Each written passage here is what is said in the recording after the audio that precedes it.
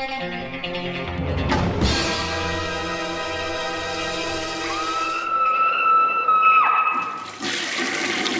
guys, what's up? It is week 383, 384 maybe. Jeez, I'm losing track of time because I'm getting old. Excuse King, bringing that back.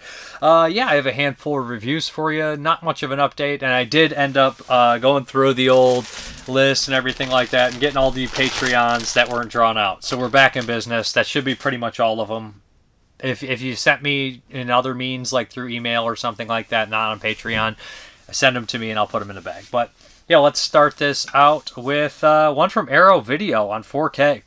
And, I've not seen this movie since it came out. This is Friday the 13th, a 2009 remake from, of course, Michael Bay's production company. What was their company called? I can't remember. They produced, of course, the Amityville remake, the Texas Chainsaw remake, the Nightmare on Elm Street remake. And they got a lot of hate back in the day, especially in that time, the early 2000s to like 2010. It's still, I guess, still going on. A lot of the remakes were being made. So they hired director Marcus Nispel, who directed the Texas Chainsaw Massacre remake in 2003 or so, which actually I've come around on and I actually like it. You gotta sometimes give movies a second chance. So when this came out, I didn't love it. I'm quoting myself here. I basically told people I'd never seen a movie with so much nudity and so many kills that was that boring. And I've come around a little bit on here. Now, there's two cuts of the movie, the theatrical and the director's cut. The director's cut, I think, is only a little bit longer, more like, I think, just elaborate kills. But it is an hour and 45 minutes. That's really long for a Friday the 13th movie, for a slasher movie. But yeah, so this is polished up in that kind of vein and the newer kind of style. And I always find it really weird, like that they have like a lot of foreign directors come in and do movies that have like a regional quality about them. Probably because they want to eliminate anything that could be like looked at as kind of maybe I don't want to say amateurish, because regional horror films are usually the best and the most long lasting. But kind of in that vein, right? So they kind of polish it up. And Nispel is a good director. I don't really have any problem with, the actual, like, directing techniques, really, in the film. And I don't hate this. I just think that when I look for something in a Friday the 13th movie, I look for, that look, that New Jersey look, that the way the filming is, the characters. It's just surprisingly hard to recreate an 80s slasher. And they're not trying to do that. They're trying to update it for the modern audience. I'm not a huge fan of American horror films from this time period. Saying that, the Friday the 13th remake is not horrible. And it's exactly kind of what it should be, updated for a modern audience. And that's for that time frame. And surprisingly, a lot of these movies at this time, were very gory and bloody, and they delivered on like nudity and gore, and that was kind of the last time that theatrical horror movies would kind of embrace, sexual stuff in their movies, right? It's kind of like they shy away from that a lot in horror movies. But it's basically the Friday the 13th story, but instead of having Mrs. Voorhees be the killer in the first movie, spoiler of course, we have more of Jason in this one. Now, during the credits of this movie, we have the opening of kind of a group of kids. Right in the credits, we see like Jason witness Mrs. Voorhees, his mom, get her head chopped off, and he kind of wanders into the woods, because there's that lifelong debate, right? There was always that debate: how did Jason grow up? How did Jason become this massive person? When in reality, Jason was just a little kid when he drowned. Is he a ghost? Did he survive? How did he... all this kind of stuff. So we see Jason actually is alive somehow. And he never did drown, apparently. And he has grown up and he's been living in the woods. And what happens is we have the first group of kids, and we kind of go over this time period where, through the credits, where we see like Friday the 13th Part 1, the end of 1. Then we have 2 with the Sackhead, 3, where he finds the hockey mask. And we kind of just build all the way up to Part 4, which is kind of what Friday the 13th, the remake is. And most of it takes place in Part 4. And that's, if you ask most like kind of really big enthusiasts of the Friday the 13th fans, sorry, the tooth problem still, or best, I would say more so purist, they would say that the first 4 Friday the 13th films are kind of like top notch, the perfect movies. So we have a group of people, after there's just like kind of marijuana here, right? These kids are looking for marijuana and get butchered, and that's kind of a huge plot. And like the first 15 minutes, we think that these kids are going to be our main characters. They kind of throw a wrench in the cog and everything, and they're all massacred. But we follow these characters in this small town. One of them is looking for their sister who disappeared, and we have a group of people that are going to party. the Jared Padalecki, I think, is in this, if you say his name correctly. I think he was a television, maybe Super, what was the show? I'm not a big TV guy, so he was very familiar looking. But the guy who steals the show in this movie, Derek Mears, is very good as Jason Voorhees. He's big, he can move, he's scary.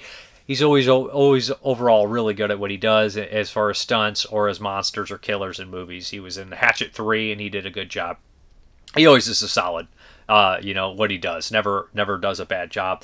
But the bully, the asshole in this movie, steals the movie. Steals everything about this film. So it's his house that they're staying at. He's constantly nitpicking what they're doing or touching his stuff, and he's just absolutely hilarious. His demeanor, his delivery is perfect. It's dead on, and he seems to be, like, honestly, from a 80s sex comedy, his kind of character. And surprisingly, in Friday the 13th, there was some gags. The characters would kind of play jokes on each other, and there would be a little bit of humor amongst them, but it wasn't always 100% until, Part 5 had a lot more of that, and Part 4 had some goofiness, too, with Crispin Glover and his friend. But they kind of kept the tone almost realistically kind of humorous in a way. And this, I think it crosses the line a little bit until a little bit too silly. But if we get into Part 5... it's silly as well. So it's very hard to look at a remake of a film, right, and judge it with your eyes now, and you have that, those rose-tinted glasses of the classics, right? My only real big beef with this movie is the runtime. I think it's too long. I think an hour and 45 minutes for a Friday the 13th movie wears out its welcome. You get bored. And a lot of people do not like that Jason uses a lot of weird kind of tricks and booby traps and ringing bells to track his prey. I have no problem with that. It's an updated, different kind of version of it. I just personally don't like how the movie looks. It looks very dark in kind of a very slick kind of way. And I like kind of rough, beat-around film edges of the originals. And that's where it comes to. Most of the characters are cannon fodder, which is not any different from the original Friday movies. But some of them do stand out more in the originals, I think. I don't even register the score in this one. I don't think that they reused the original score. And that's kind of a mistake. Or if they do, it's not up front and center like the original film. And that's a big thing. I think when they do these remakes of the movies with iconic scores like Nightmare on Elm Street, Halloween, Friday the 13th, which they do in the Halloween remake, they should use a little bit of the score. I think that would go a long way. And I know people want to separate themselves a little bit by being the same thing. It's a weird line to walk when you're doing a remake. Overall, the Friday the 13th remake in 4K looks really good. I don't like the overall look, but the remaster and the sound stuff is really good. And there's some good kills in here. Some stuff that made me laugh, a couple of them.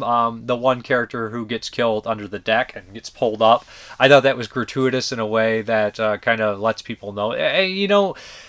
The kills in here are sleazy sometimes in the vein of a Friday the 13th, but it's weird that the Friday the 13th movies never felt forced, while the remake does feel just a tad bit forced. Overall, I like the film.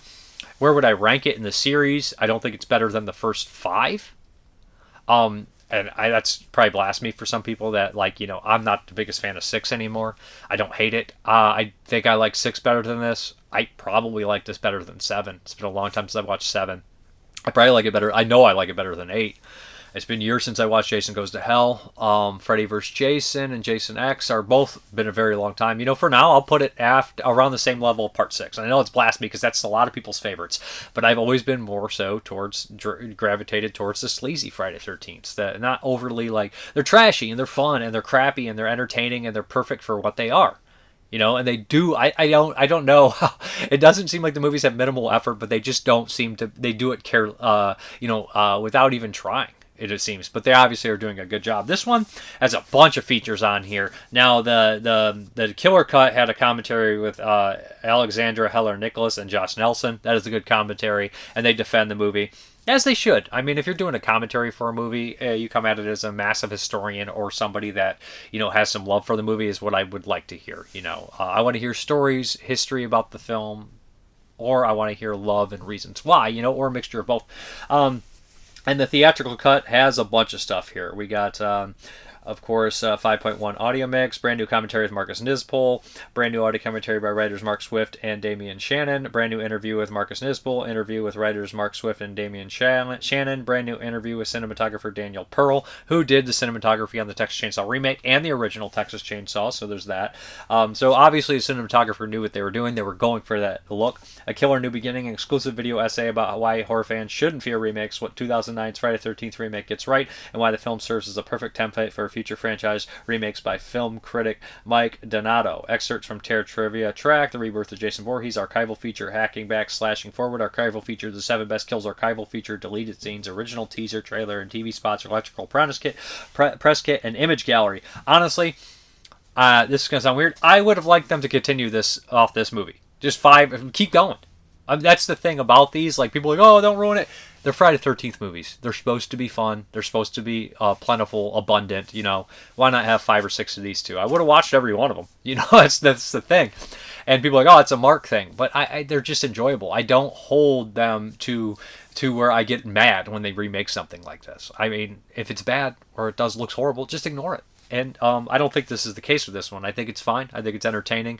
I think that it's very much a product of its time, as the originals were. And if you like that time of horror films, you might get a kick out of this. If not, steer clear. You know, I have some affinity for it. I'm not madly in love with it, but I do have a lot more affinity for the original first 5. I kind of really like those films. I like...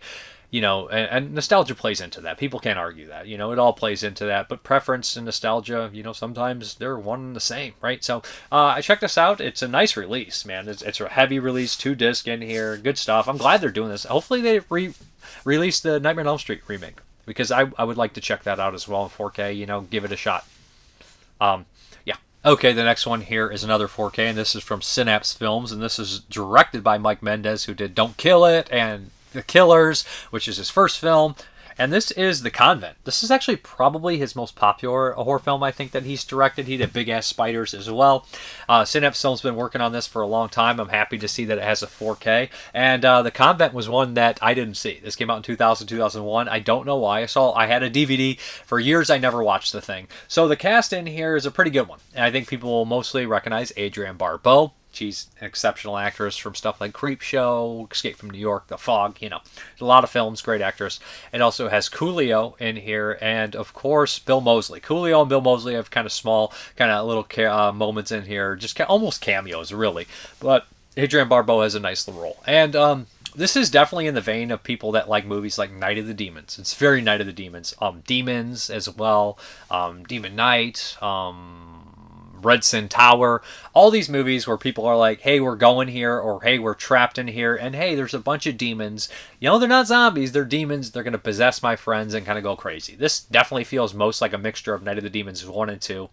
I love Night of the Demons 1. I'm okay with 2. This one I really enjoyed. Yeah, so what we have here is a group of college kids that are going to go to this this kind of crazy abandoned place where it was like a church, where a real tragedy happened. There was a woman who went in there and slaughtered all the nuns and the priest and everything in there. And they show that in graphic detail. And I was like, any movie that opens up with, you know, somebody walking into a church and shooting people, it kind of gets your attention. You're kind of like, wow, this is going to be a pretty bonkers, crazy movie. You know, and Mike Mendez is pretty good with action. If you've seen Don't Kill It or Killers for his first movie, there's a lot of action going on, a lot of squibs, a lot of gunshots. And I've always found that impressive. And this being shot on film, and you're seeing like the early independent movies, like horror films, you know, not all of them were great, of course not. But I feel like when we got away from film, for the majority of what movies were shot on, a lot of stuff suffered. I think it did. Like, can you imagine some of the movies that were shot on digital, if they were shot on film, would look so much better?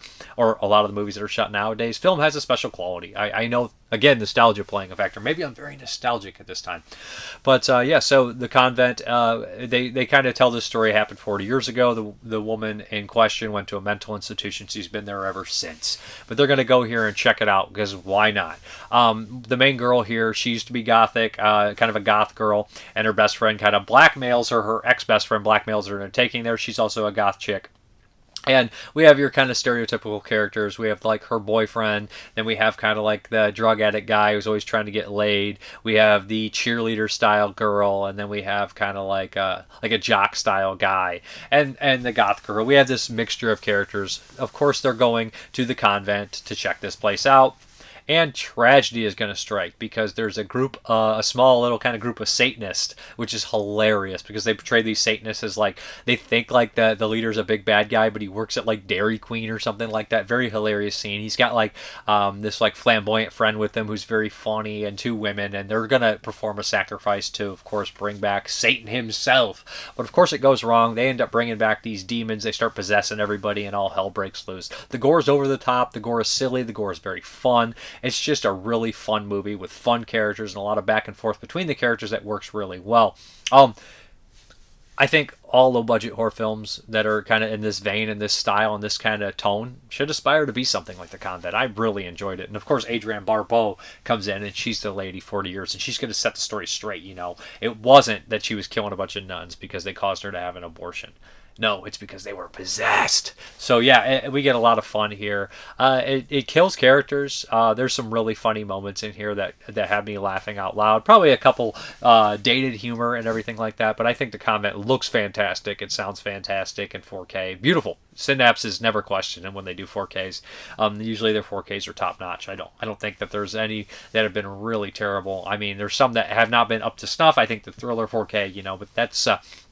That was not really like a remastered special edition or anything like that compared to a lot of their other work. When they touch stuff like The Convent, they do a fantastic job. So as far as we have as features, we have, of course, the 4K remaster approved by the director. Adobe Vision HDR10 looks fantastic. 5.1 stereo mix from original 16 audio masters. Cast and crew commentary. Lords of Hell audio commentary featuring Sal and Dickie Boy. Dickie Boy is hilarious in this movie. Video tour of both the Convent and the Killer's filming location. Vintage making a featurette. Vintage original studio electronic press kit. It's always something with a virgin liner notes from Corey Dana. Deleted scene. Gore outtakes. Still gallery promotional trailers. Yeah, this is a lot of fun. I would recommend it. Great Halloween watch too. Put this on during Halloween, have like a double feature with Night of the Demons, maybe see the similarities and whatnot. But yeah, a really fun movie with great fun special effects and gore and practical effects, and it looks great. Okay, the next one up is from VCI, and they did a 4K here, a double feature release of Dark Knight of the Scarecrow 1 and 2. Now, the original was directed by Frank Defita. I'm terrible with names, and the writer actually directed the second one, the writer from the first film. So the original was made in 1981. It's an infamous TV movie. It's probably the best horror TV movie ever made. Has a wonderful cast, including Larry Drake, Charles Durning, Claude Earl Jones, Lane Smith, Marlon Brando, Jocelyn Brando. A wonderful cast. Everybody in here is great. John Stedman, I think, is that actor's name, who pops up in Hills Have Eyes. He's in here for 5 seconds. So Dark Knight of the Scarecrow, when I covered 1981, it made my top 10 of 1981, and that was over with 222 movies watched. It made the top 10 list, so that says something. So I guess I already covered this movie a couple times when I talked about it. So really, let's get into the 4K. Now, I know I put this in, and I just thought it looked a little strange. It didn't look as clean as the Blu-ray, and I thought that maybe, and I'm not like an expert on like the cleanup mastering process. A lot of people would say that they do they denoise them, so they take away a lot of the film grain, and they make it look very strange and weirdly smooth in places where it shouldn't. And I do think that there's times when the blacks look, I guess you would say crushed is the term, but they just don't look right. It looks very odd. People's faces look kind of strange and not right. It just overall, I don't think the 4K looks as good as the Blu-ray, the original Blu-ray, because there's a Blu-ray in this set as well. There's both, and the same print probably on the Blu-ray in this disc as well. But the original Blu-ray they put out, I think, looks better. Now I know people are like, oh, that's really sad news, and it is. But I will say that the commentary they got on here is fucking fantastic. So the commentary on the 4K, which is not on the old Blu-ray, is great. It's awesome. But, let me see. It's hosted by Heath Holland, Serial at Midnight podcaster, and featuring Robert Kelly, noted film historian, Amanda Reyes, expert on TV, movies, author, and podcaster. And Amanda Reyes wrote the TV horror movie book, right? She is so good on this commentary, because I really like this movie. I was listening to the commentary, and the other people do well. They're fine. But Amanda Reyes steals the fucking show. She's talking about, in this movie, Charles Durning wasn't originally supposed to be that. It was supposed to be Strother Martin, and talking about Lane Smith's TV work, and Claude Earl Jones working with Lane Smith and stuff like like that. All this kind of detailed stuff about this movie when it broadcasted, how it was water. They all talk about how it was like kind of a water cooler event, people talking afterwards, and how society, they only had the few stations, so everybody watched what came on. And it's just painting this picture. Also, it's just a great, fantastic, commentary. There's also an old making of kind of featurette that's on here. Bubba Didn't Do It from 2011 by Daniel Griffin. And that's great. That's fantastic. I don't know if I talked about that when I talked about the Blu-ray on here, but that's got, people that are passed away since. The director's on there, the writer's on there, a lot of the actors are on there, Larry Drake's on there, Stuart Gordon's on there talking about it, because the writer of this film kind of corresponded with Ray Bradbury, is my understanding. He helped with the script, and it really does show, but the writer put so much detail into this movie and so much nuances and stuff, and it really shows. The commentary also points out a lot of that stuff, and I notice some of the stuff. I don't notice everything that they notice. People notice different things, but Dark Knight of the Scarecrow is a fantastic revenge story. Basically, the rundown is Larry Drake is a mentally handicapped guy named Bubba. He hangs out with the child. Charles Durning is the postman. What is his name? Something Smith. I can't, Riddle Smith or something like that. Riddle something. And he's just a horrible piece of shit. He's always concerned a little bit too much about the little girl's safety, right? Bubba is not a harmful person, but, it just doesn't look right with an older guy hanging out with this young girl. And he's always spying on them. Lane Smith, Claude Earl Jones, and I can't think of the other actors' names, are kind of like these just locals that are kind of in his posse. They kind of follow him. Charles Durning has an authoritarian kind of presence about him. He's the postman, but he doesn't drink, but he drinks in secret, which tells you everything you need to know about Charles Durning. He's a fraud. He's fake.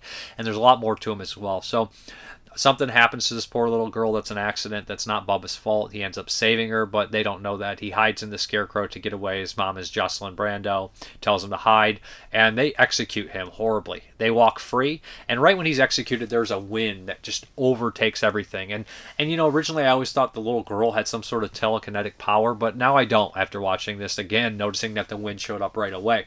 That, justice, there's more justice in this world. That's what the prosecuting attorney says. There's more justice, or Jocelyn Brando says, there's more justice in here in the world than law. And it's just such a really great kind of scene in the moment. And the deaths in here are all foreshadowed wonderfully by kind of what they do for a living. Overall, Dark Knight of the Scarecrow, it's one of my favorite horror films. I think it's got a great October feel. I think that the Blu-ray, it looks great too. 4K is a little iffy to me. I don't like how it looks. I think it looks a little off, It just doesn't look right. Like, I think that there's some smooth places on their skin. I think some of the color is a little flat, although sometimes the detail and the depth looks a little better. But the commentary is fantastic. As far as the second one is concerned, it's one of these modern legacy sequels made on a budget, similar to probably something like the Don't Look in the Basement sequel that came out a while ago, which I didn't actually hate, surprisingly, and possibly the new Mutilator by Buddy Cooper coming out. And legacy sequels are never my thing in the first place, even when they have these huge budgets like the Ghostbusters or Beetlejuice, which I might see that eventually. But, they're not really my forte, I never watched any of the Ghostbusters or what is the other ones, or Bill and Ted that came out. They just don't interest me that much. So the low-budget legacy sequels don't really so much either to me. Now, the writer steps in place of the director here, and he brings back, from my understanding, some of the same characters, or at least one of the same characters, and the Scarecrow is kind of moving around, and this whole story kind of focuses around a lady who's kind of running away from kind of a bad marriage or some sort of murder conspiracy. She's getting away to this small town, trying to hide out and everything like that and live her life, but it's just not going to let her, and this town's got a lot of dirt and everything, and the Scarecrow starts picking people off. In the very beginning, we see the Scarecrow kind of manually do things, and there's a supernatural bent to it, but we don't have the wind element. We don't have a lot of the cinematography which made the first one so special. Kind of like, the charge when Charles Durnings's on the truck and we follow him there. That's a beautiful shot.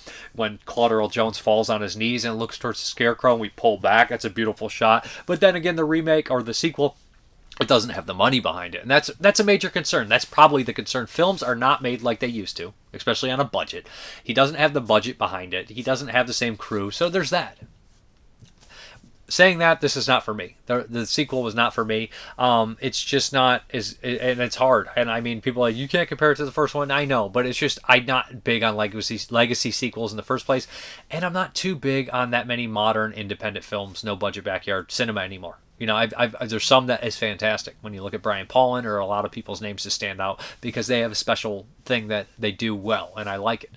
Or they just have certain uniqueness. This one, it's not for me. Now, he doesn't really go gory like he did in the original's not a very gory film either. And this one is not super gory either. Maybe I'd give this a rewatch down the line and I'll feel a little different about it. But overall, I love the first one. A little let down that the 4K doesn't look great, but I love the commentary and learned a lot from it. It has the special features on there ported over, and the sequel's not really my jam. Some people may get a kick out of it, may enjoy it, and it is interesting that it exists. I'm happy that the writer got to step in and direct, the sequel and everything like that. But it's just it's not made for me, but the original is a fantastic, wonderful movie that I think everyone should see. And Dark Knight of the Scarecrow 1 and 2 on 4K from VCI. Okay, the next one up is from Blue Underground. This is a 4K, and this is The Million Eyes of Sumuru. And now I've covered the sequel to this, The Girl from Rio by Jess Franco, also produced by Harry Alan Towers. This is, of course, produced by Harry Alan Towers, 1967. Now, this director, Lindsay Shonteff, now he was a Canadian guy, and he went to Britain and made a lot of movies. And I'm not super familiar with his work. I know the film Night After Night After Night, which I probably have on VHS sitting over here. Yeah, here's one that he directed in 1969. So there's that one. But most of the time, he's stuck with spy films.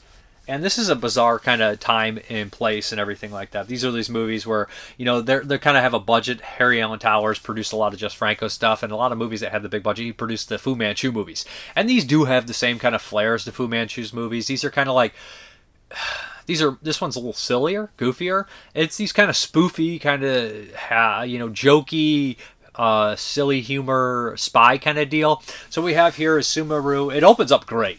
She's narrating and she's like, basically, this guy just like, this father died, and so will his 7 sons, or something like that, and blows up this bridge. So essentially this international terrorist, I guess is what you'd call her, is going around and using her sexy assassins that all from different kind of backgrounds and everything like that, all around the world, and they're going around and kind of infiltrating these groups and killing all the world's most powerful men so they can eventually plan a takeover. George Nader is in this. Frankie Avalon is in this. He's in a couple silly movies. He's in Blood Song, which is a silly movie from 82, slasher, mental, crazy, weird, kind of bizarre film. So they're both in this, and they're kind of paired up, and Nader's much older, but he's a very handsome kind of guy. Almost, they would say he's like a Rock Hudson because he's, kind of gay character, but he reminds me a little bit of Perkins, too, how he looks.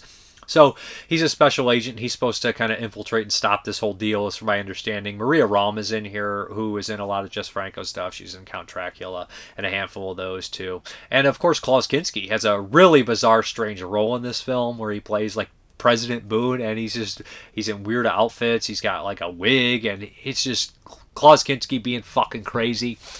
But this movie looks fantastic. It's got beautiful sets. It's in beautiful locations. Most of the people in here are very attractive people. Frankie Avalon and George Nader have a good back and forth. I think they're funny, especially kind of the stuff when they sneak out of this room and like toast each other. It's got like a cute playfulness to it. It does seem kind of like meandering or directionless, I would say, at points where you're like, where's this going? Where the fuck am I at this point in the story? Where I was like, I don't know where's it going? And you kind of just have to be like, okay, fine. And there's a big kind of action climax set piece in here with a lot of guns and a lot of characters and all these assassination attempts and everything like that. It never crosses over until like the super sexually explicit, but it is 1967.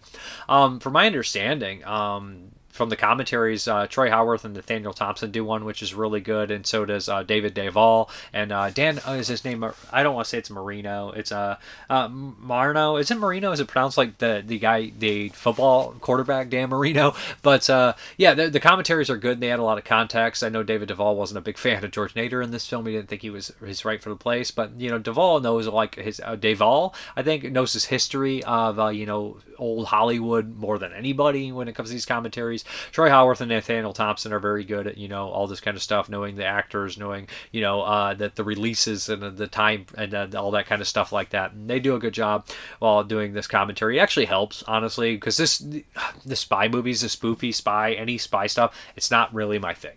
I don't love them.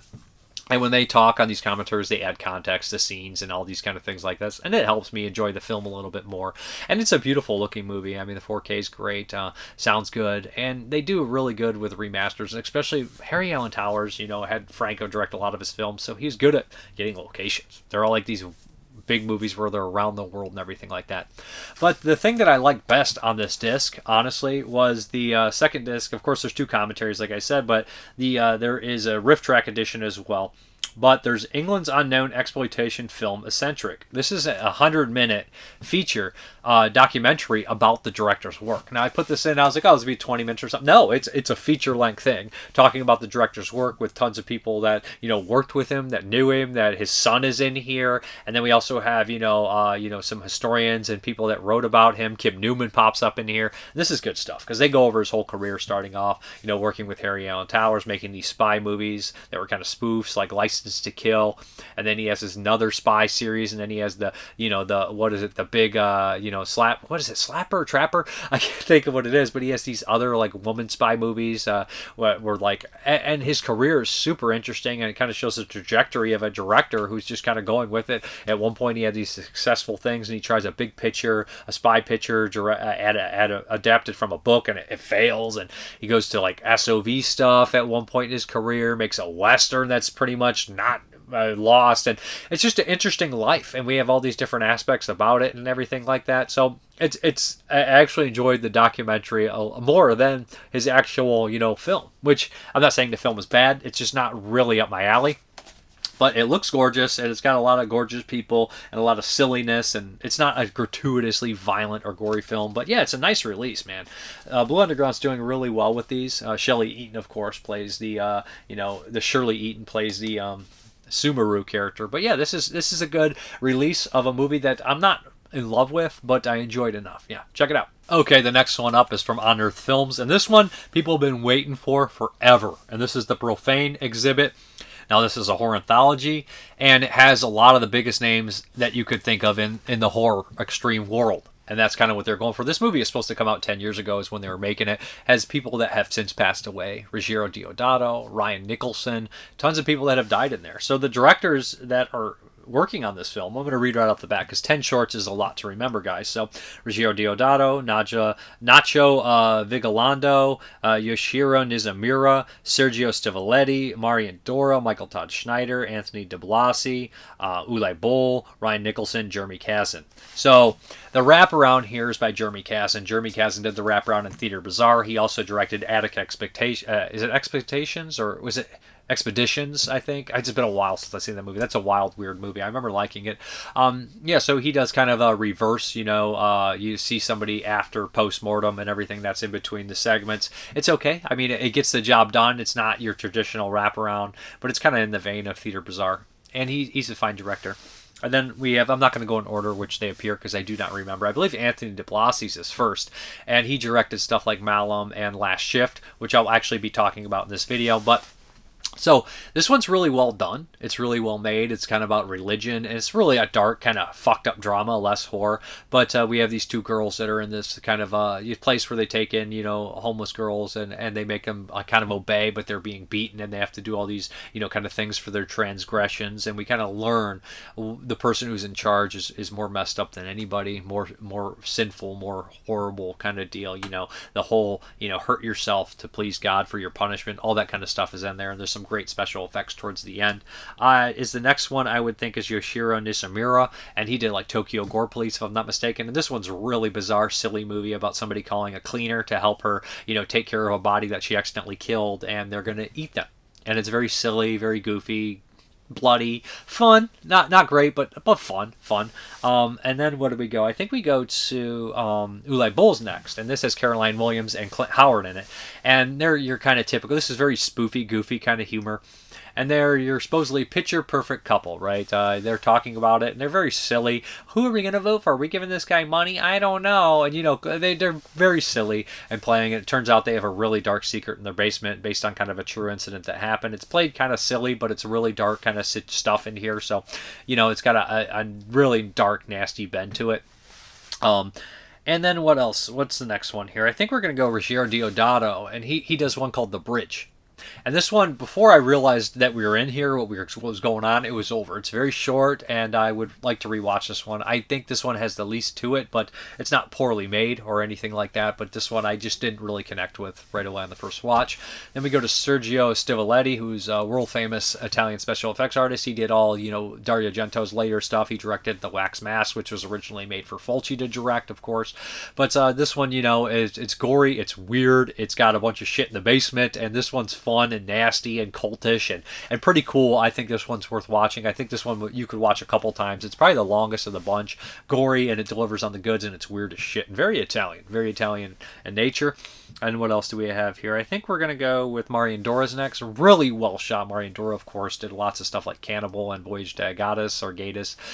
He's infamous for just being a completely disturbing director. But this one here is a weird one. It's super beautiful, very foggy, atmosphere kind of style stuff. Cinematography's fantastic. It does have his kind of depressing kind of style look that you'll see in, what's the cancer one he made? I can't think of. Oh, geez. But, so essentially this one is just kind of a period piece. It's very ambitious. Like, it's a period piece with amazing fog and cinematography, but I don't think the story goes super far. This is one that maybe I would like to rewatch. It kind of fits in that place when you watch, like, Theater Bazaar, right? The deer kind of one where it's like it's a beautiful kind of looking thing, but at the same time you're like, and he does somehow manage to put animal death in it at the very end there, catching it in the frame there, which is expected. So then, who else do we have here? We'll go Michael Todd Schneider, of course, Maggot from August Underground Mortem. He's also directed a bunch of movies. He never left the White Room among them, and he's a really fantastic director. When I think of, like, artist, like filmmaking artist, I think of Maggot, because his films, Michael Todd Schneider, it's so much detail. And this one is Mana, which means flesh, right? I believe it means flesh, yeah. So this one I'd seen before. He screened this years ago for a bunch of people at Cinema Wasteland, and it's really good. It's really awesome. The sound design's fantastic, and it's a lot of sex, a lot of great cinematography. It seems like amazing, like, horror music video how it's made, but it's just got a lot of style. It's got a lot of balls. It's got a lot of craziness. It's got a big cast. I would really recommend this one. Probably one of the best of the bunch, to be honest. I think it really is, and I think it works really well. It's good stuff. And then, who did I miss here? Nacho Vigalondo, who, of course, I think he's Time Crimes and stuff like that. His movies are really good, and this one is fucking crazy. So we have a guy in a room, and this old man, and they set it up really well where his fingers are twitching and everything. Like, well, this guy's talking about it, and he said, well, his fingers twitch, and he did these things. And you realize it's kind of a recreation, maybe, for possibly this weird kind of crazy government that's taking in people that are volunteered, and it's really crazy, and they pull away the wall, and you realize what the fuck is happening. And, this is really good. Nice reveal at the end. Good one. Good short. I don't want to spoil too much, but it's fucked up. It's twisted. It's something that you don't think is, and then it appears to be something different, and then it does that a couple times. You're like, oh, shit. Good one. What else do we have in here? I think we got all of them, honestly. Overall, Ryan Nicholson's. I almost forgot Ryan Nicholson. So, Ryan Nicholson, did a lot of films like Gutter Balls, and, Famine and stuff like that. And I love Ryan Nicholson's early stuff. Live Feed is good. What's the one? Hanger's good. I love Gutter Balls. Torched is really good, but I started falling out. I didn't love Famine. I didn't love Collar. Star Vehicle is okay. Dead Nude Girls I don't love. So it's kind of like he started to get a mixed bag for him. So I didn't really know what to expect here on this one. Dan Ellis stars, and this one's really good. Is this one my favorite? I think it might be, because I didn't know really what to expect. Dan Ellis is a crazy... Dan Ellis is a fucking excellent actor, by the way. He's a great indie actor and stuff like Gutter Balls, but he's also in Marcus Cook's American Guinea Pig, Bloodshock. Great in it. So this one he's like a serial killer, and he has this woman kidnapped, and he's talking to her, kind of soliloquizing, and he's just nuts. And there's, of course, the P stuff in there, which was in Dead Nude Girls as well, from Ryan Nicholson. But overall, this one's really fucked up. And the guy the person who plays his wife is really excellent as well. And it's about a serial killer, and I don't want to spoil too much because it's not overly long. It is disturbing, and of course, just kind of shows you the mindset of these people and everything like that. And also a good wife, a dedicated wife. It's twisted. It's fucked up. Overall, I like it. Is it the best anthology in the world? No. Is it possible to be the best anthology in the world with 10 different directors making a movie? No. I don't think so. I think that the best anthologies in the world have to have, like, the same group of filmmakers making all the ones, Do I think this is good? Yeah, I do. Did I enjoy it? Yeah, I did. Do I think any of the shorts are absolutely miserable? No. If I don't like the story, I like the visuals. If I don't like the visuals, I like the story. Does that make sense? There's a good mixture of kind of really well shot ones or artistic mixed with really kind of crazy stories and everything like that. Overall, the Profane exhibit is good. I've seen people, I didn't live up to the hype. 10 years, man. I was hyped for it, 5 years ago. I lost my hype for it. Doesn't mean I'm not going to watch it. And I'm going to look at it, as it's just any other movie that I'm going to check out. I know who's involved. I know what I'm getting into. And I'm going to look at it as that. I'm not going to put 10 years of waiting for it against it. I just don't think like that anymore. I know some people do, it is what it is. But there's a commentary on here with director Michael Todd Schneider, producer Amanda Manuel. She also wrote a lot, and art editor, and Ultra-Violent Magazine's art editor. I likes hearing that, of course. Art's a great guy. He's been on this show a bunch of times. He's an expert in extreme cinema and horror cinema and confrontational cinema, if you will, as well as world premiere interview, world premiere Q&A 10 years later by Marian Dora, Sergio Stivaletti's Tafat Quorum, Awakened Mana, Tiffany Blum's interviews Michael Todd Schneider, Timothy Blum interviews Ulai Boll, Timothy Blum interviews Amanda Manuel, Timothy Blum interviews Jeremy Kazan, galleries, and trailer. So overall it is 108 minutes. Would I rather watch something like this over the ABCs of death? Yeah. I think that's too long. I think it's too much of a mixed bag in comparison. Now, I would put this in line with something like Theater Bazaar. Do I like this better than Theater Bazaar? I think so, overall. They're in the same kind of vein. It's like I said, it's really hard to make an anthology, but different directors making a movie. Overall, I like this. I think it's good. I think it's worth watching. Profane exhibit. Will it live up to the hype? I don't know. The self-hype that you built, I don't know how big it is. I liked it. I enjoyed it. And I'm not disappointed with it. Yeah, check it out. Okay, the next one here is The Last Shift from 2014, I think this one is, by Anthony DiBlasi, which I just talked about. He remade this recently. It's called Malum, which I've not seen. So I watched this one when it came out. This is a Magnet releasing, and I remember really liking it. So I was like, I'm going to be on a show about cults and everything like that. So I was like, yeah, I'm going to recheck it out. Of course, it's being talked about. I put this in, and I was like, this is kind of how you make an independent movie. You make sure that you're going to shoot it decently. You have a good, decent, cameraman and equipment and everything like that. You have a minimal cast, and you have a minimal, just one location, right? And that's pretty much it. And somehow you make this interesting enough with a good story. And they do. Because there's so many movies that have one location and two main cast members, and they just suck. They get boring. They lose your attention. But there's something going on in the back here all the time. A couple storylines and back second stories and stuff like that are going on that are really good. And I enjoyed this. So essentially what we have here is the last shift at this old police station that is being closed down. We have a rookie here who is this female officer. Her father was a police officer. Something tragically happened to him, of course. She's getting calls from her mother right away. She's supposed to be there. And she walks in. Doesn't want her to do this job, apparently. She walks in, and the Sarge there is losing his shit. Looks like he's talking to himself. He's beating up the walls. He goes up there. He's really standoffish, really prickish, really horrible. And he basically says, yeah, well, you got this first shift, yada, yada. Don't worry about it. There's a cleaning crew coming, everything like that. You just stay here. Nobody's going to bother you. They might have a couple walk-ins. We just have to keep it open like that. He fucks with her a little bit. He leaves. And then pretty soon, right away, it just doesn't feel right. She hears a homeless guy wanders in and small things like that. And she starts catching glimpses out of the side of her eye. And she starts getting calls. And the person on the other line, she shouldn't even be getting these calls. It means it's directly calling there. She's calling the other police station and kind of confirming it. And it seems to be a case that happened a couple years ago, that involves her father, that involves a cult, all sorts of weird shit. And it starts doing the creepy stuff, the typical creepy stuff with the moving faces and missing frames, which is always kind of creeping me out. Ever since I saw Jacob's Ladder, I thought it was unpleasant. Still not as creepy as Jacob's Ladder, but that was the first time I saw it. Still works pretty effectively.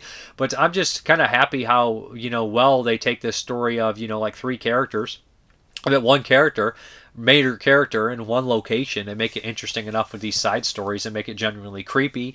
The visuals are scary as shit. Overall, The Last Shift is a really well-made, fucked up movie with a really depressing ending, but it fits. And it's one of these movies I feel like it's kind of like in the Session 9 vein or the Shining vein, where the place is playing tricks on you, and that kind of aspect. But good stuff. The Last Shift, recommended. All right, guys, let's hop into those 1982 movies.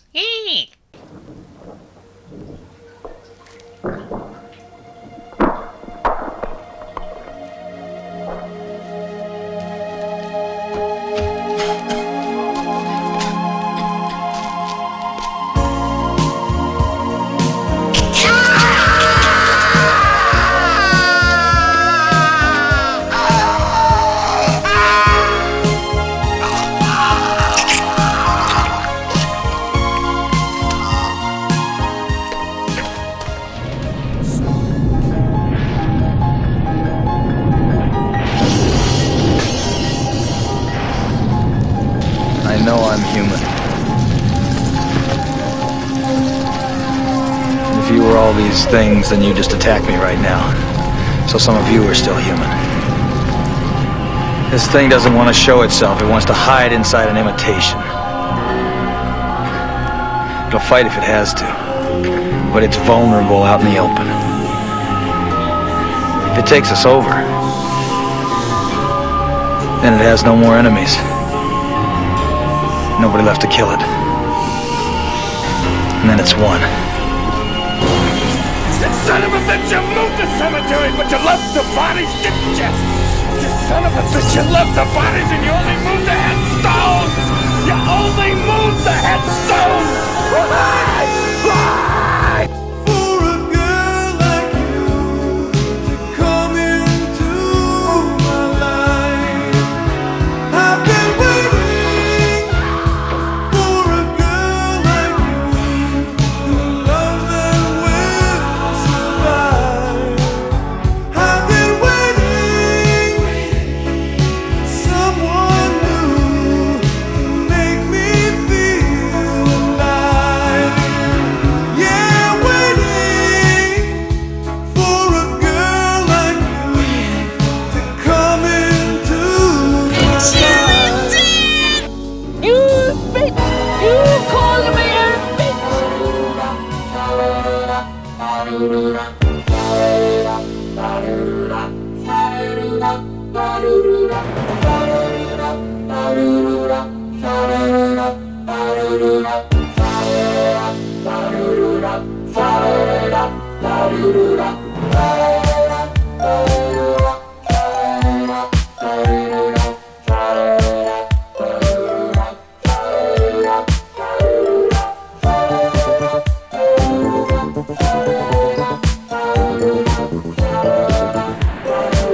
What's in the basket?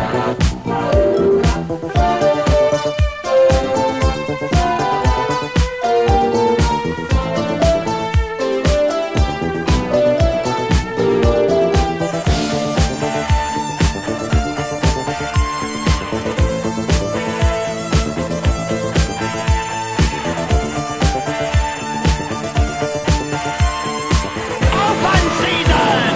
How do we know she is alive?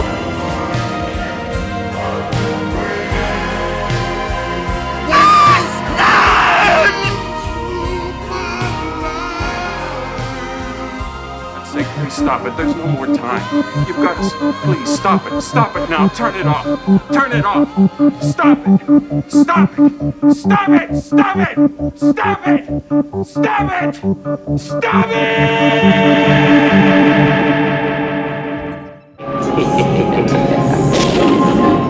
Okay, the first one from 1982 is everybody's favorite movie. It's an Indonesian flick called Miracle Baby.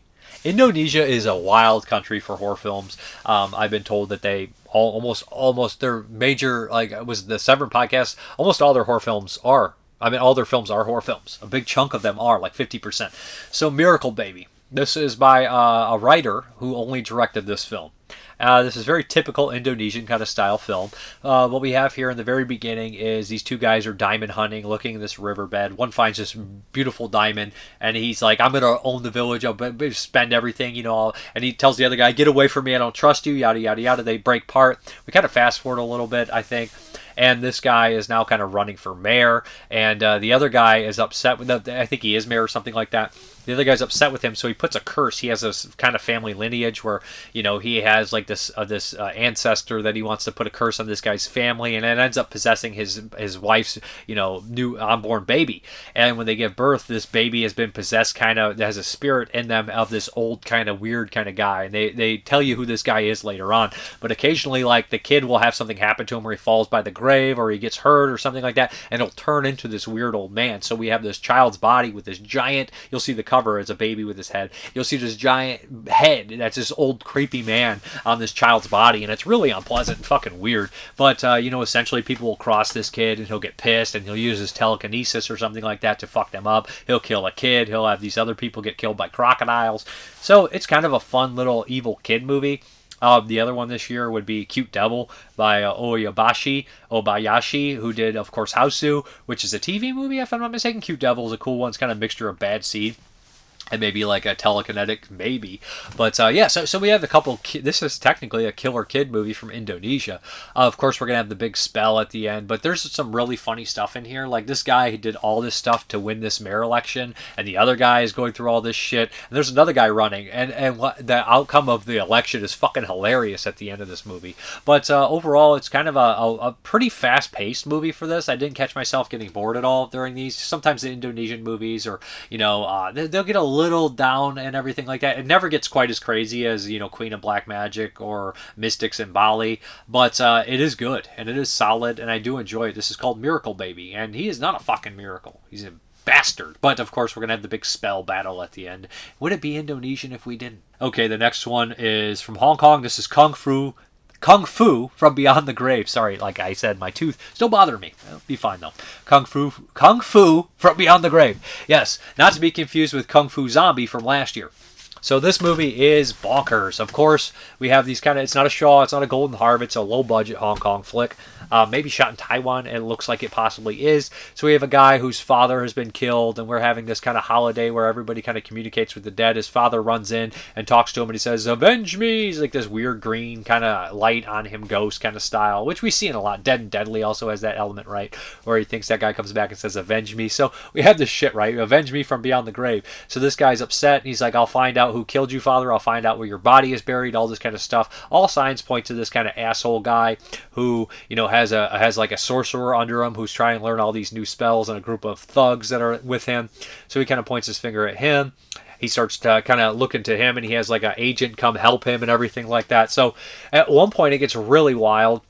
And like, why is it called Kung Fu Zombie? Because this guy kind of enlists the help of a bunch of ghosts, and they come out of the grave, and it's really silly and really weird.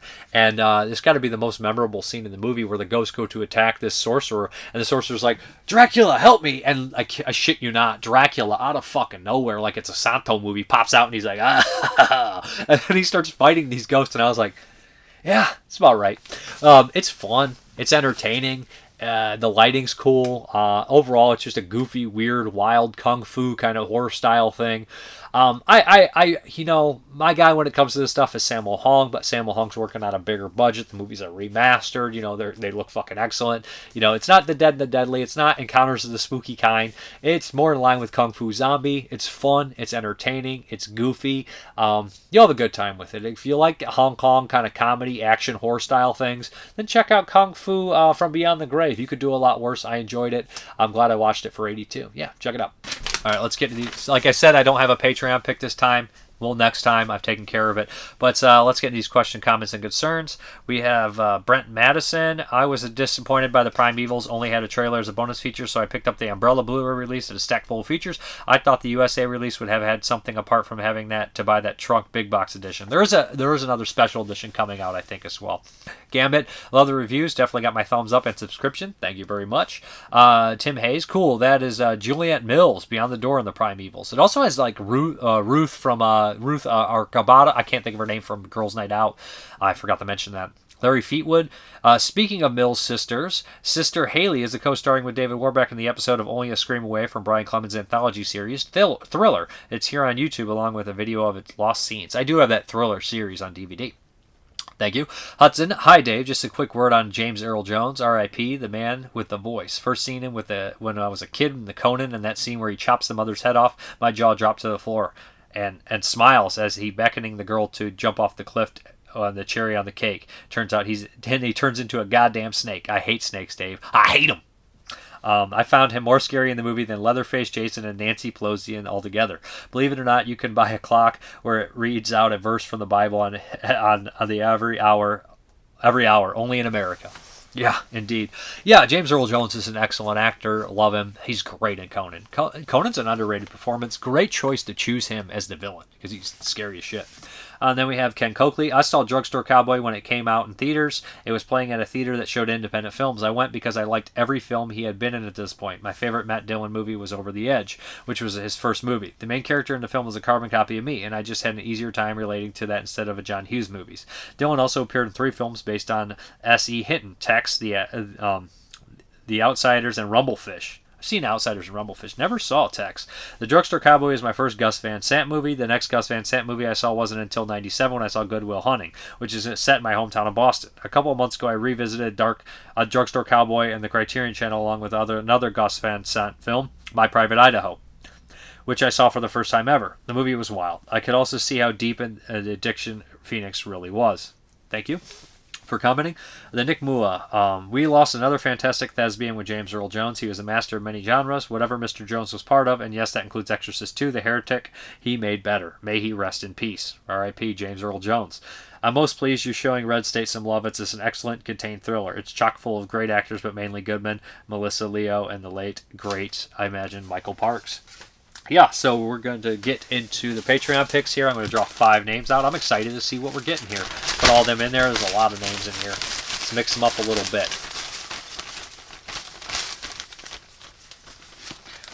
I got like 4 here. It's probably going to be all the same person. It is going to be. So we're going to not do that. I don't want to do that. So the first one I'm pulling out, I got to mix these up better. Chris Rivers, Rebel Without a Cause. Didn't mix them up good. I just grabbed like a big stack. Then we got Jim Simon, Buddies, 1984. Then we got Derek B., Out of the Past, 1947. Is that a Robert Mitchum? If I'm not mistaken. And what else do we got? Chris Rivers, Hombre. Is that a Paul Newman, if I'm not mistaken? And then one more. Let's get a horror movie. I feel like a horror movie on here. What do we got? Chris Rivers, Ganja and Hess. Good call. Good call. Again, if you haven't been drawn out in a while, let me know. But yeah, thank you guys very much for watching. And as always, have a good one.